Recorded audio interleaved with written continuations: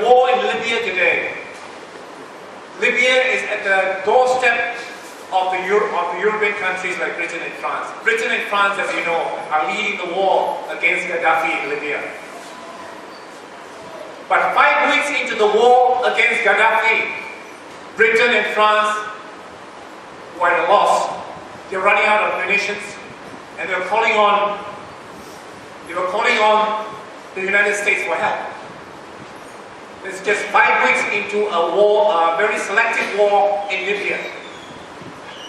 In this country, what we have been getting is the government giving us a carte blanche of arms, arms, arms. Submarines, fighter jets, blah, blah, blah. We have not been tested. In fact, Malaysian armed forces have lost more lives in accidents than in wars. That is a fact. We are very sorry, and in my book, I have a whole chapter on wastage and tragedies, and my book is also dedicated to all those who have lost their lives in air crashes. Sometimes when disgruntled, ever since I wrote the book, I've got telephone calls from retired Air Force people, armed forces people who find my book very interesting and telling me all the stories.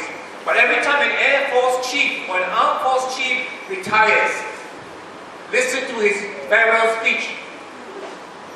It's loaded with hidden messages. It's interesting that after the last Nuri helicopter crash, I think a disgruntled Air Force chief said, if only we had simulators,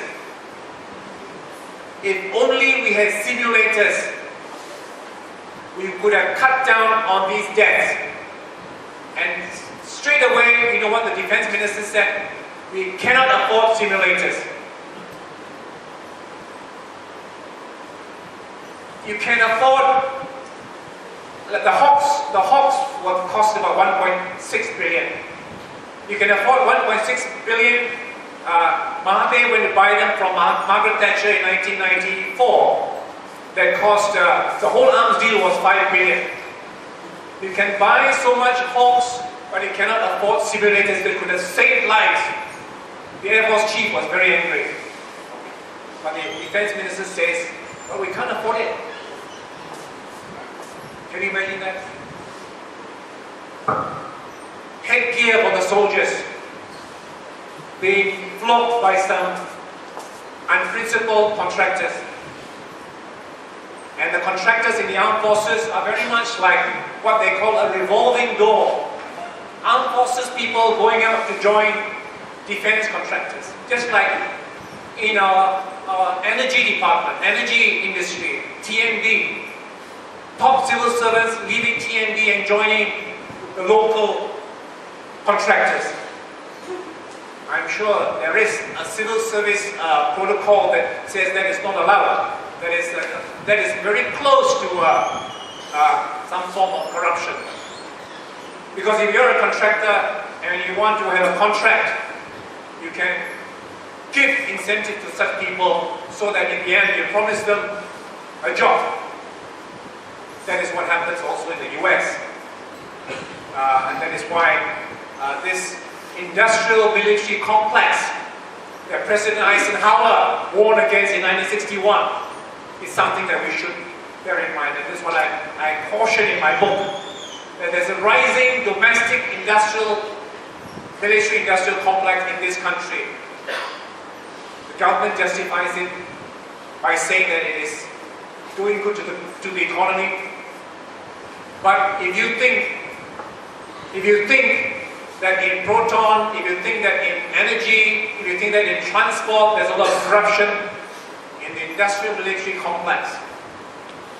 Contracts are given out, without any accountability because they're top security. But companies like PRB, HighCom, who have set up defense companies like DevTech. One of the comical things in my book, I've mentioned how 30% of the armored combat vehicles, 30% were lying idle. You know why? Because in the MOU with DefTech, they did not put in a clause to say that they had to do the maintenance. So when they did put it down, 30% of our armored combat vehicles were lying idle. When we bought our 1.6 billion Hawks, for a long time they were lying idle because they were the most. People who know are laughing at us and say, why are you buying these Hawks? Because they are prototypes. The newest models, if they're the newest models, Britain would have problems. If anything happens to them, to get spare parts, etc. When the Sukhois, the Russian Sukhois, the last 6 were being sent, the Russians saying, oh, you take them first lah. The Malaysian government says, no, you must solve the problem of the integration of the existing Sukhois with our local fighter jets before you deliver the last 6 Sukhois. You see the problem? When they're buying Sukhois from Russia, they're buying Hornets from the US, and they're buying Hawks from Britain. They're all using different avionics. Never mind the language. You know, in the Libyan war today, just 3 different types of fighter jets are fighting in Libya, in Europe. That means 3 different fighter jets of European origin are finding it difficult to coordinate, to integrate. We are buying 3 different types of fighter jets across the world.